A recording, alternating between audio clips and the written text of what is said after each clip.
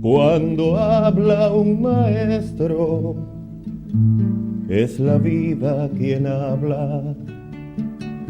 Se iluminan los sueños cuando habla un maestro.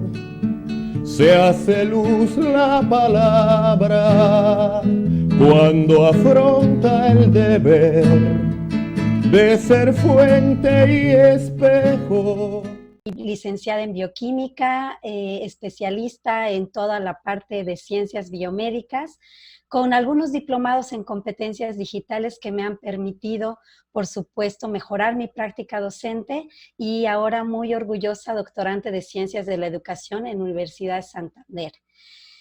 Como docente, ustedes, hemos aceptado un reto. En esta pandemia hemos aceptado el reto de convertirnos en docentes en ambientes virtuales. Me recuerda un poco esta fotografía que les enseño en la diapositiva de la pata de la mesa coja que está en el restaurante y como es la mesa favorita, pues el mesero lo que hace es colocarle ahí alguna piedrita, incluso en alguna pata le ponen una tapita y nosotros lo que hemos hecho es resolver el reto colocando algo de esfuerzo, algo de nuestra motivación y de nuestro reto de ser docentes. Pero ahora esta sobrevivencia que tuvimos en las aulas virtuales ya no puede ser como la pata coja con una tapita. Es tiempo de rediseñar nuestras aulas. Lo que ocurre es que al principio un docente que no está acostumbrado al aula virtual traslada las sesiones presenciales a la plataforma y estas pocas herramientas hacen que de alguna manera no sea idóneo lo que se quiere enseñar y lo que se tenga que aprender. Por lo tanto, el rediseño incluye herramientas adecuadas. Necesitamos estrategias didácticas para este rediseño. Precisamente por eso estamos hoy aquí. Y la planeación de un formato digital sería lo ideal, que cada una de nuestras instituciones tenga las herramientas ideales, ya sean gratuitas o de paga, para poder tener una planeación de un aula virtual en forma. Pero bueno, en cualquiera de las tres, lo que se repite son las herramientas y es lo que vamos a ver hoy. Entonces, antes de la pandemia, nosotros teníamos conocimientos y habilidades diferentes a las que tenemos ahora. A marchas forzadas, como dirían ahí, hemos aprendido algunas cosas. Entonces, lo primero que voy a hacer es invitarles a todos a que coloquen aquí en su navegador menti.com y cuando entren al lugar, en este recuadro azul les va a pedir un código. Ustedes, por favor, coloquen 827947 y van a contestar si sus conocimientos y habilidades antes de esta pandemia eran bajas, medias o altas en cuestión de las herramientas digitales. Mientras ustedes hacen eso, aquí les dejo el código para los que no alcanzaron a apuntar, yo les comparto el temario. Lo que nosotros vamos a ver hoy son 3 temas principales: la introducción a la educación a distancia, el proceso de diseño para mi aula virtual y algunos consejos y herramientas para realizar las sesiones. Los objetivos son 2: describir algunos elementos del diseño para el aula virtual y evidenciar el uso de algunas herramientas top, le llamo yo, para que nuestras aulas virtuales sean adecuadas. Vamos a irnos a compartir Menti, a ver, vamos a ver cómo estamos en el recurso. Veo que una persona contestó, pero vamos a ver si hay alguien más.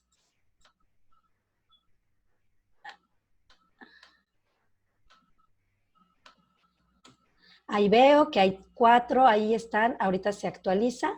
Esto que estoy haciendo en Mentimeter es una herramienta para que todos nosotros podamos hacer encuestas, para que podamos ver algunas percepciones. Ahí vemos otra persona más. Aquí tenemos 4 que dicen, más bien, sí, que dicen que estaban en conocimiento medio, 1 en bajo. Y así esta herramienta nos permite de alguna manera ver los resultados de encuestas en vivo, pero también nos permite muchas veces compartir algunas experiencias de estado de ánimo. Hoy nos dice, por ejemplo, la Secretaría de Educación Pública aquí en México, que lo que importa es la parte emocional. Entonces yo puedo colocar esta herramienta con unas caritas felices, tristes, unas caritas más o menos contentas y decirles cómo te sientes hoy, porque a veces el alumno cuando está en el aula no quiere abrir el micrófono o no quiere decir lo que siente de manera que no sea anónima, entonces nos sirve muchísimo.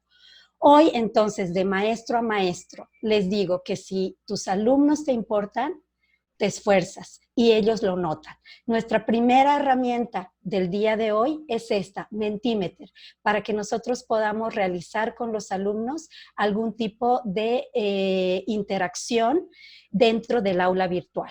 Ahora, yendo a nuestro tema número 1, la introducción a la educación a distancia. Resulta que ahora se habla de educación a distancia como si fuera lo más novedoso, y eso no es así. Ya la educación a distancia empezó en 1800 con la correspondencia, con las cartas, con los bosquejos.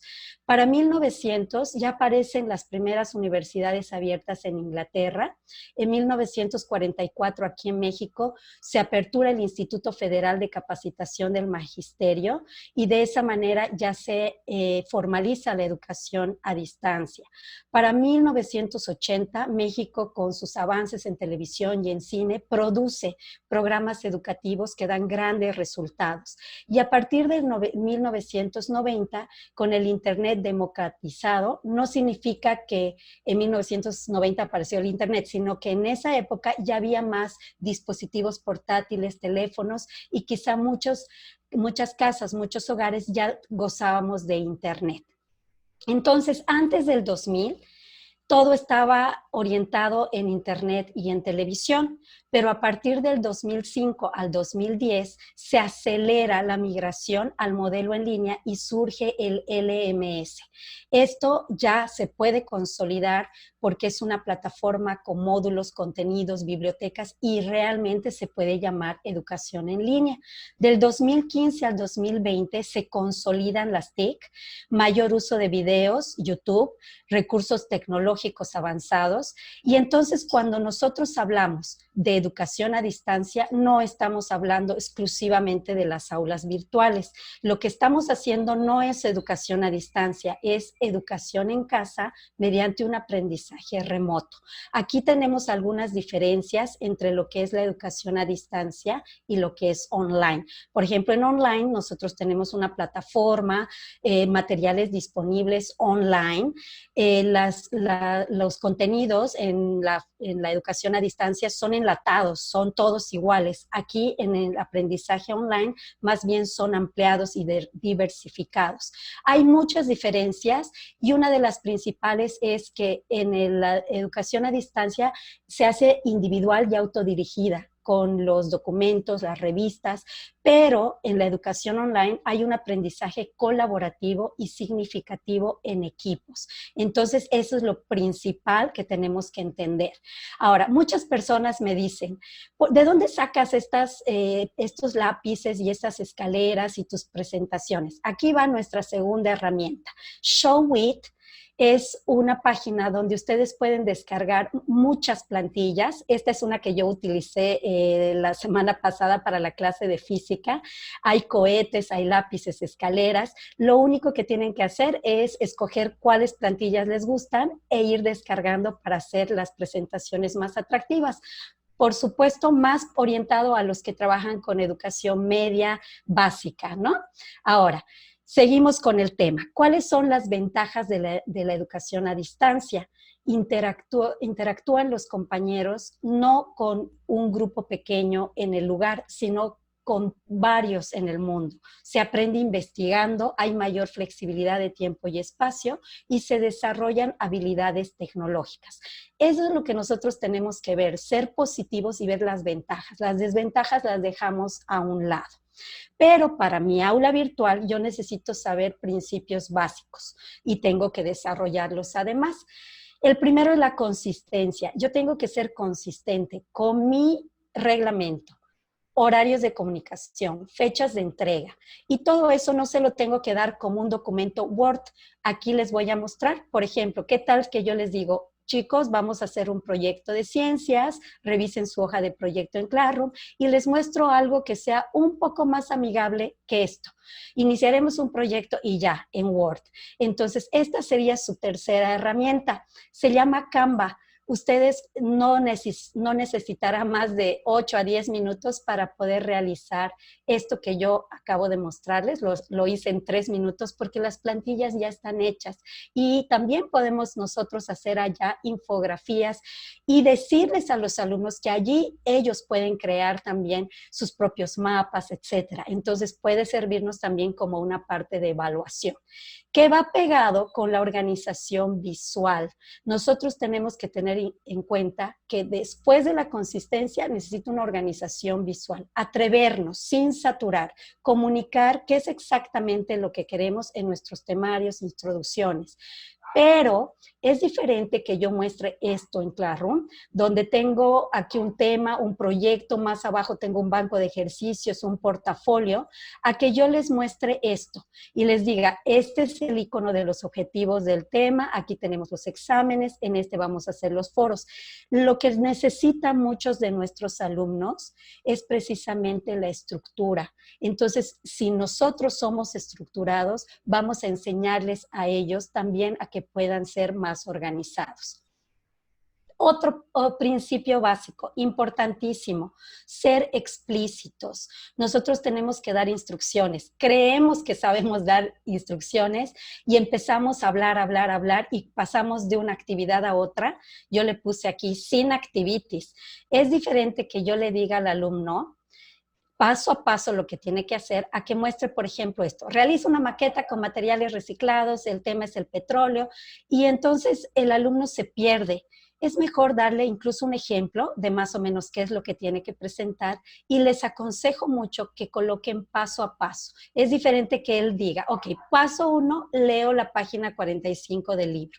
Paso 2, reviso la información adicional en internet. Paso 3, elaboro la maqueta. Y así, con una serie de pasos y cortos, frases muy cortas, ellos entienden mejor. Entonces mi aula se hace mejor. Además, todo esto de la consistencia, organización visual, ser explícitos, está relacionado con la jerarquía. Tiene que haber un contenido y ese contenido está basado en los objetivos.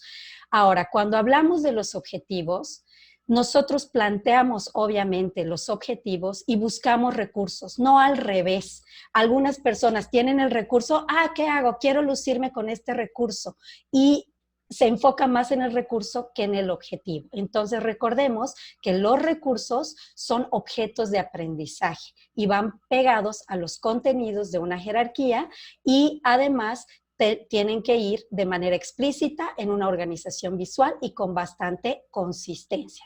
Principios básicos del aula virtual. Ahora, ¿qué elementos tomar en cuenta para el aula virtual? 4. Organizar el contenido, trabajar con un diseño instruccional. Y es esto, creo que a la mayoría nos falla. Diseñar el ambiente virtual con base en ese diseño instruccional. Y finalmente, la evaluación. Vamos a abordar un poquito de cada uno. Organizar el contenido en módulos, temas, subtemas, y cada uno con su introducción, el objetivo a alcanzar. Siempre es importante que nosotros le informemos al alumno cuál es el objetivo de aprendizaje. Eso le va a permitir a él entender mejor las actividades. Y algo que a veces cometemos como error es querer evaluar todas las actividades. No todas las actividades se evalúan. Nosotros tenemos que tener un objeto de aprendizaje y las evaluaciones se van a hacer conforme vayamos avanzando con este objeto, no a diario. El diseño instruccional. Les decía, este es el punto de partida, es la clave de cualquier aula virtual. ¿Para qué enseñar? ¿Para qué aprender? ¿Qué objetivos tenemos? Seleccionar los contenidos con base en los objetivos, tener una secuencia, escoger las actividades, seguir una metodología. Esto que les estoy mostrando acá es un ejemplo de diseño instruccional. Claro que tiene sus carencias, lo envió una colega, pero hay otros, no tenemos que crearlo. Ya hay otros, por ejemplo, este de Dick Carey, que nos dice que tiene 10 fases. Podemos elegir este modelo, este diseño instruccional y trabajar con él. También podemos ese de Gerald Kemp, que también tiene casi los mismos elementos. También tenemos este de Gerald and Eli, que también nos dice que tenemos que tener un orden, una estrategia, una organización, una evaluación. Entonces, lo importante es elegir el diseño instruccional que se ajuste a mi forma de pensar, a mi filosofía educativa y trabajar con él. Entonces, dijimos, tenemos que organizar el contenido, trabajar con el diseño instruccional y con este diseño tener un ambiente virtual, adecuarlo al ambiente virtual. ¿Cómo? Con contenidos, con interacción, actividades de aprendizaje, evaluación y herramientas. Por ejemplo, los contenidos pueden ser lecturas, presentaciones, sitios web. No se vale decirle al alumno, entra al internet. Nosotros tenemos que elegir algunos sitios para que sea más selectivo con la información que lee, infografías, videos. La interacción es sumamente importante. Obviamente las clases de web conference, pero también asesorías que podamos tener con los que van en rezago de manera asincrónica y el acompañamiento remoto. ¿Qué pasa con las actividades de aprendizaje? No todas son en el momento en el que estamos en web conference. Podemos tener prácticas offline, actividades supervisadas, trabajos colaborativos. En un momento más vamos a ver algunas herramientas para hacer esto, actividades interactivas. En cuanto a la evaluación, debe ser multimodal, no necesariamente un cuestionario escrito. Un instrumento de evaluación, un examen de cuestionario es una de tantas formas de evaluar. Entonces yo puedo pedirle un video donde él muestre, el alumno o la alumna muestre lo que sabe hacer en cuestión de, por ejemplo, realizar una maqueta, un audio para que mediante una entrevista pueda decirnos todo lo que aprendió, por ejemplo, de los derechos humanos. Hay muchas formas de evaluar. Entonces aquí no debemos detenernos, al contrario, avanzar con una retroalimentación multimodal. Y todo esto va a tener herramientas, plataformas, aplicaciones, pero para utilizarlas necesito dominarlas. Hoy vamos a ver algunas precisamente para que nos ayude al aprendizaje basado en retos, al aprendizaje orientado a fenómenos, basado en problemas, al aprendizaje social, al microaprendizaje, al aprendizaje híbrido, colaborativo, makerspace, mystery learning. Todas estas técnicas, tendencias, estrategias nos van a permitir ayudarnos a completar un ambiente y no utilizarlas todas al mismo tiempo, sino seleccionar las técnicas adecuadas, apropiadas para cada momento. Obviamente tenemos que tener en cuenta que no es lo mismo enseñar filosofía, por ejemplo, en una parte podemos tener en cuenta que 30% puede ser de la web conference y 70% de lectura asincrónica. Y diferente de enseñar matemáticas, donde, por ejemplo, puede ser 40, 60 el porcentaje. Lo que ponga en la plataforma le va a implicar mayor tiempo de lo que hagamos en la sesión de web conference. Entonces, también hay que situarse en el perfil de la clase. Ahora, hablando de la evaluación, les decía, podemos hacer actividades integradoras, analizar casos, comentarlos, trabajar en equipos o de manera individual, demostrar procedimientos. La semana pasada igual les pedía a unos alumnos de secundaria que hagan la germinación de algunas semillas para poder poner los germinados que están tan de moda en los restaurantes, en sus sándwiches, en sus ensaladas, y varios ya enviaron sus resultados. Demostración de desempeño en un video, como les decía, o una evaluación tipo entrevista, que simulemos, por ejemplo, que ellos son doctores y que nosotros podamos platicar con ellos y ellos nos den consejos con base a todo lo que aprendieron. Y actividades de metaconocimiento. La semana pasada igual les decía a algunos alumnos, ya se fue el cohete tripulado al espacio, pero nosotros si hacemos nuestros cálculos teóricos, resulta que tardamos 40 días en llegar a Marte. ¿Qué pasaría? ¿Es verdad o no? Eso, entonces ellos van con la metacognición desarrollando algunos pensamientos, porque lo teórico no siempre es lo que va a ocurrir y pueden fundamentar y explicar por qué no llegaríamos a Marte en 40 días, sino en más, ¿no? En meses. Entonces, los exámenes no son la única alternativa. Sin embargo, si ustedes están ya evaluaron muchas cosas y están ahora con el objetivo de evaluar algo, su cuarta herramienta es Schoology. Schoology es una herramienta que nos sirve para crear cursos, grupos y varios recursos, pero yo se los recomiendo muchísimo para elaborar exámenes. El aliado más fuerte que tenemos aquí es el tiempo. Otros recursos, por ejemplo, Socrative o Google Forms, nos permite que nosotros hagamos exámenes, pero muchas veces no nos da la opción de tiempo o de video. Esta herramienta Schoology con los exámenes nos permite incluso colocarles calculadora, reglas, sabemos exactamente cuánto tiempo le tomó responder la pregunta, cuánto tiempo le tomó hacer todo el examen y podemos poner audios y podemos poner videos, etcétera. Al que no la conozca, le invito a conocerla y si necesita exclusivamente la parte de elaboración de exámenes, también le podría compartir un tutorial de 1 hora de cómo hacerlo. Acuérdense que tenemos que esforzarnos para poder manejar las herramientas. Socrative, les decía, es su quinta herramienta, aunque cuando eso sucede con estos exámenes virtuales es como en esta imagen. El alumno ahí con el profesor y detrás no sabemos lo que está ocurriendo.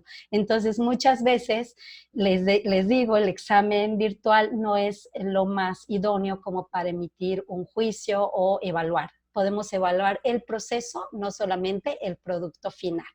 Ahora, sigamos con esto del diseño para el aula.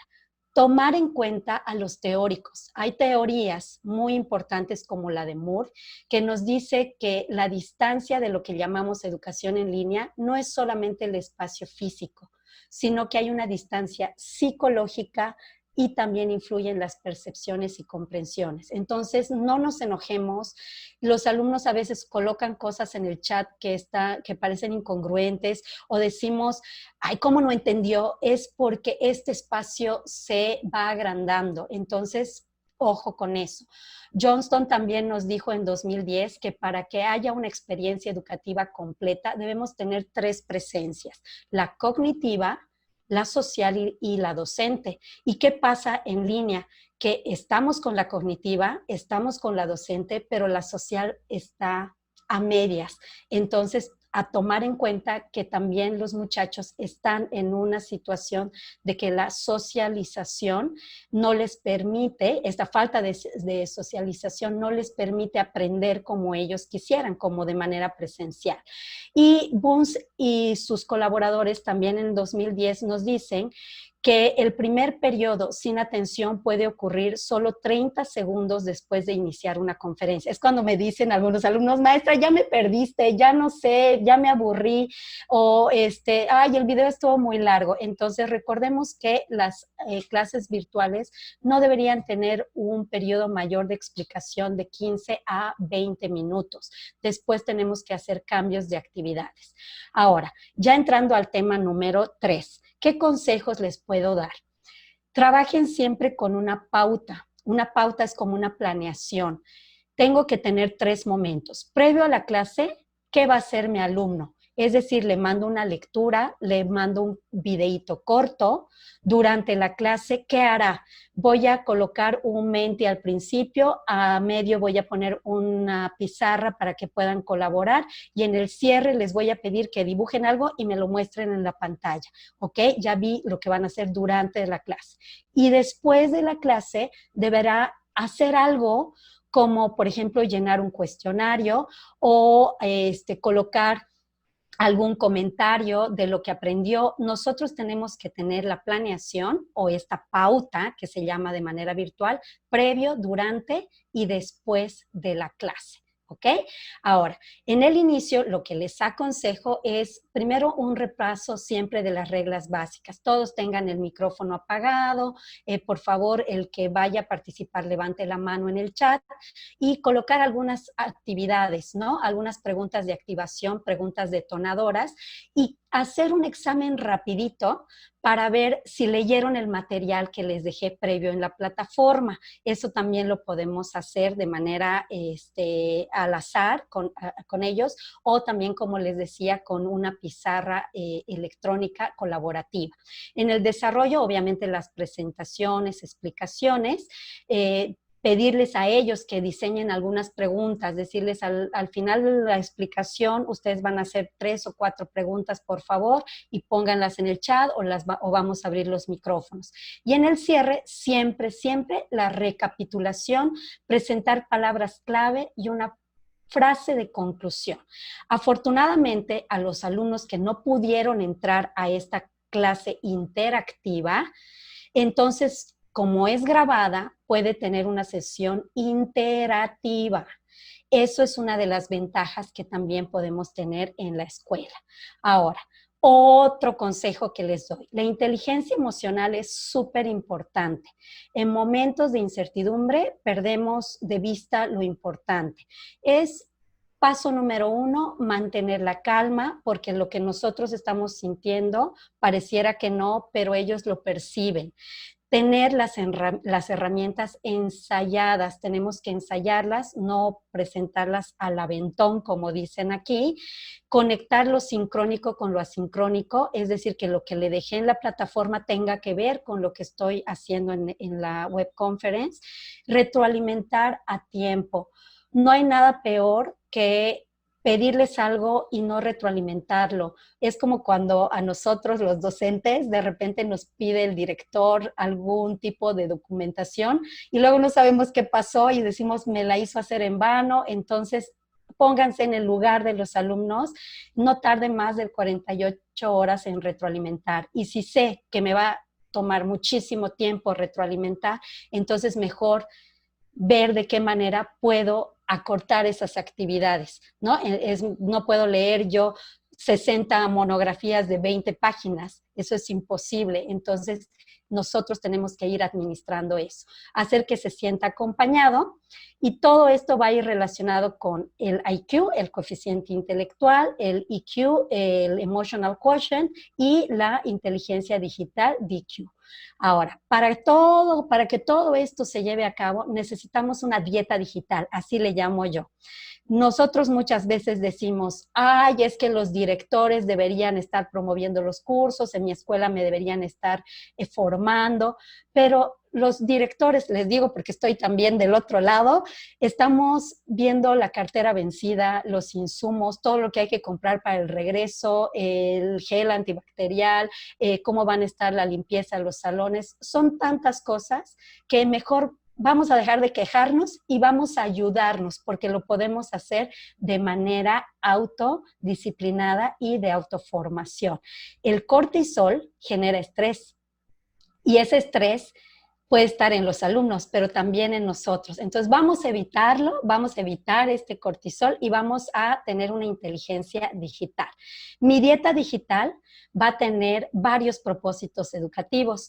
Afortunadamente, esta sesión que estamos teniendo luego va a estar disponible en el canal de Unisan Cancún en YouTube. No es necesario que tomen rápido fotografías, no voy a leer todo, pero lo que está de color morado es lo que les aconsejo. Zoom y Google Meets han sido para mí herramientas con muchas ventajas más que desventajas para poder comunicarme con los alumnos. Si no sabemos algunos tips para manejar de manera adecuada esas herramientas, pueden buscar a José David Innovación Educativa, que es un youtuber sus consejos son muy puntuales, sus tutoriales son muy cortos y nos ayuda a mejorar esta herramienta. Ahora, para presentar, ya les había dicho, Showit nos ayuda con esta parte de tener plantillas muy bonitas, pero también les recomiendo Powtoon, Genially y Maze. Aquí tengo un ejemplo de Powtoon. Si no conocen cómo se utiliza esta herramienta, que sería ya nuestra sexta del día de hoy, busquen a Roxana Falasco, que está también en YouTube, es una youtuber que nos da tutoriales acerca de esto para que nosotros lo podamos manipular. También tenemos, como les decía, Geniali. A mí me encanta esta para los niños de secundaria, porque fíjense cómo late ahí el corazón y cómo las palabras se engrandecen y se hacen más pequeñas. Esto ellos lo perciben de una manera más agradable, ¿sí? Entonces, Geniali también es una herramienta muy útil para las presentaciones. También les decía Emaze. Emaze lo recomiendo más para los que damos clase en media superior o superior, porque con tanto movimiento, interacción 3D, resulta que a veces quita el objetivo principal de leer la información. Y nos ocurre un poco, no sé si a ustedes les ha pasado con Prezi, que Prezi con tanta vuelta de repente ya nos marea y entonces no es tan aconsejable para los niños de educación básica, educación media. Ahora, para detonar interés, ya habíamos visto que tenemos ahí a Menti y les decía Jamboard. Jamboard es esta pizarrita con la que todos podemos interactuar. Jamboard Apps está en Google Classroom. Todos los que tengan Google Classroom pueden meterse y bajar Jamboards. Está en el listado de todas las herramientas que tiene Classroom. Se pueden poner stickers si el alumno no puede escribir bien, no tiene un buen pulso, o pueden escribir ellos en su celular, en su iPad o con el cursor. Esta fue una clase que tuve con los niños de inclusión.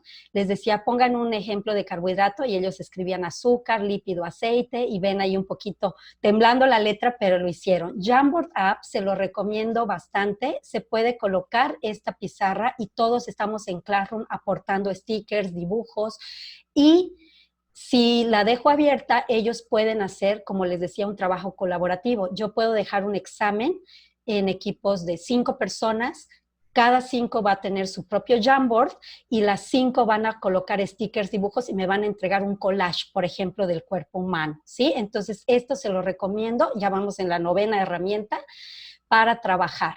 Pero si nosotros queremos verificar si están comprendiendo algo, aquí hay varias herramientas, les aconsejo mucho Edpuzzle. Esta herramienta incluso puede ser para exámenes. Les muestro aquí un poquito cómo funciona Edpuzzle. Nosotros podemos tener un video nuestro o de YouTube y en medio del video ven estos puntitos grises, son pausas que van a invitar al alumno a responder preguntas. Entonces, el video está contando algo y ahí está nuestra primera pausa. No va a permitir al alumno avanzar hasta que no conteste si Porfirio Díaz fue un coronel, un general o un presidente. El alumno, de acuerdo a lo que escuchó, responde y una vez que respondió, entonces el video continuará y nosotros al final de la actividad del alumno podemos ver cuántos aciertos tuvo, cuánto tiempo estuvo él en el video, si contestó todas las preguntas o no las contestó, ¿sí? Entonces se los recomiendo muchísimo. Y para colaborar podemos utilizar algunas pizarras interactivas como esta que tengo aquí con morado que es Paddle. Entonces, ¿qué voy a hacer? Voy a dejarles en el chat en este momento un link. Les voy a invitar que se metan a ese link y que ustedes coloquen su nombre. Les va a aparecer una flechita. Me voy a ir un poquito a compartirles la pantalla y van a colocar sus herramientas favoritas. Ahí ya tengo a Fabián que dice su herramienta favorita es Teams. Dice mis herramientas favoritas. Le pican aquí en el más y ahí donde dice título le colocan, por ejemplo, Anita. Anita dice, mi herramienta favorita es Jamboard. Ok, y ya recibí uno más. Ahí Alma. Alma también ya colocó, nada más Alma puso el nombre, pero no puso su herramienta favorita. Se puede editar, se puede colocar aquí en el lapicito y empieza a editar su respuesta. Entonces, esta herramienta que se llama Padlet nos permite colocar opiniones, nos permite también responder preguntas. En este caso yo tengo aquí un formato de columnas, pero hay diferentes formatos con los que se pueden trabajar. ¿Qué va a pasar? Que aquí, por ejemplo, tengo Ramón, también puso su nombre, pero no veo su opinión. No importa, como les digo, es tal vez la primera vez que estamos, ahí dice Meet, es mi herramienta favorita. Lulu también, ok, nos dice que su herramienta favorita es Kahoot, excelente. Fanny dice ahí también, mi herramienta es, como ustedes pueden ver, esto nos permite interactuar. Ahora, no se molesten los que no alcanzaron a colocar todavía nada. Lo que les quiero mostrar es cómo funciona esto. Una vez que yo ya tengo digamos que todos ya opinaron, me voy acá y le pongo exportar. En ese momento, lo que voy a hacer es bajar el documento como un PDF. Entonces, en ese momento, creo una minuta de la sesión. ¿Sí? Creo una minuta. Aquí, por ejemplo, la vamos a ver. Como yo la hice rapidísima, pero esto se puede hacer más lento. Ahí dice, hoy 15 de junio, entonces aquí Fabián dijo Teams, Fanny dijo mi herramienta favorita es Genially, Lulu Kahoot, y ahí tenemos una minuta de todos los que participaron. De esa manera, los alumnos pueden poner su nombre, dejar su nombre y decirnos, ok, está perfecto que la maestra está siguiendo lo que estamos haciendo en clase, ¿sí? También les recomiendo para hacer pausas estos relojitos, estos cronómetros con dibujos, que son padrísimos porque les llama la atención y uno dice, vamos a tener un receso 20 minutos y deja el reloj corriendo en la pantalla. Esto lo que les decía es Padlet, este es de la clase del 12 de junio que tuve de temas selectos de química. Ahí también esto es como un ejemplo nada más que les muestro cómo queda el PDF final, como una minuta de la clase y lo puedo dejar abierto hasta mañana y mañana cerrar para ver que todos participaron si es que no se pudieron conectar. ¿Sí? Esta es fabulosa, esta es la 11ª herramienta, se llama Smart Edge. Esta nos permite hacer diapositivas, pero tiene interesante que hay muchos juegos. Aquí hay uno de química, por ejemplo, donde en un balón yo coloco un compuesto y del otro lado hago el match. Si no es la respuesta, no va a permitir hacer match. Y esto lo puedo dejar abierto para que el alumno al final de la sesión lo pueda volver a jugar. Cada quien puede entrar con su dispositivo y volver a jugar y yo como maestro puedo revisar exactamente cuántas veces jugó y cuántos aciertos tuvo. De esa manera también se constituye como una herramienta de evaluación. Fíjense que ya llevamos 11 herramientas en este webinar, ¿sí? Y por último, de los consejos, les decía, vamos a aumentar nuestra dieta digital. Quizá aquí en la sesión hay personas que ya van más avanzadas en la parte de esto de la educación en línea, de la educación a distancia, y ya llegaron a esto que es Aumentate. Esta 12ª herramienta, fíjense, se las puse a los niños de secundaria. Les dije que íbamos a ver las partes del cuerpo y con el celular, cómo se ve aquí la realidad aumentada. Entonces, ellos pueden poner cabezas, piernas, autos, lo que sea. Es una herramienta que sí tarda un poquito, tienen que manejarla ellos tal vez como un proyecto en tecnología. Aumentate tarda más o menos como 1 hora y media en desarrollarse por completo porque tarda en subir a la nube, etcétera. Pero para los que damos en educación superior sería ideal también como herramienta para trabajar con los alumnos con algunos temas. ¿Ok? Ahora, como yo soy de ciencias, les decía al inicio, y tal vez hay en el auditorio algunas personas que están más orientadas a esta área, no pude dejar de colocar estas que me sirven a mí bastante de anatomía 4D y Mind y otras, ¿sí? Como les decía, esto queda grabado en Unisan Cancún en el canal de YouTube, ahí pueden volver a revisar toda esta información para que lo puedan aplicar. Ahora, esto lo puse así en blanco. ¿Por qué? Porque es muy importante. El alumno está en la clase, pero no está. A veces está viendo la TV o jugando. Y eso nosotros no lo vamos a poder cambiar. Lo único que podemos hacer es seguir con nuestro esfuerzo, con mejorar nuestra clase, porque esto en algún momento se va a revertir.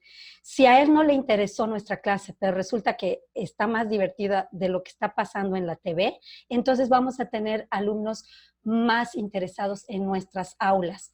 Y además, porque enseñamos más por lo que somos que por lo que decimos. Entonces, yo no le puedo decir al alumno, ordena tu agenda, no estás entregando tareas, si yo no le retroalimento a tiempo y si no tengo mis cosas limpias y mis herramientas bonitas, que se note el esfuerzo, ¿verdad?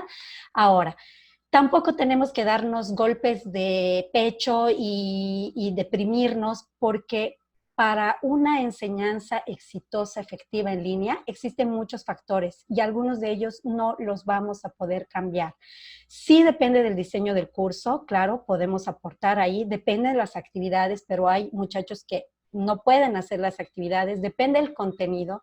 Lo que sí es plenamente de mi forma la presencia docente, pero también depende de la interacción entre estudiantes, de la autonomía del estudiante, del tiempo. Entonces, nosotros vamos a hacer el esfuerzo porque los factores los vamos a ir minimizando, pero tampoco es una cuestión de que si ya fracasé, no lo voy a tomar como un tropezón y fracaso total. Esos fracasos debemos tomarlos como reflexiones para rediseñar nuestras aulas, ¿sí? Entonces, yo rediseño mi aula para hacer lo que más me gusta en el mundo. Y lo que más me gusta en el mundo es enseñar y aprender. Por eso desde acá, desde este puntito del mundo, desde Universidad Santander, les digo muchísimas gracias desde México y espero que les haya servido muchísimo este ratito que tuvimos para que nosotros podamos pues para que ustedes más bien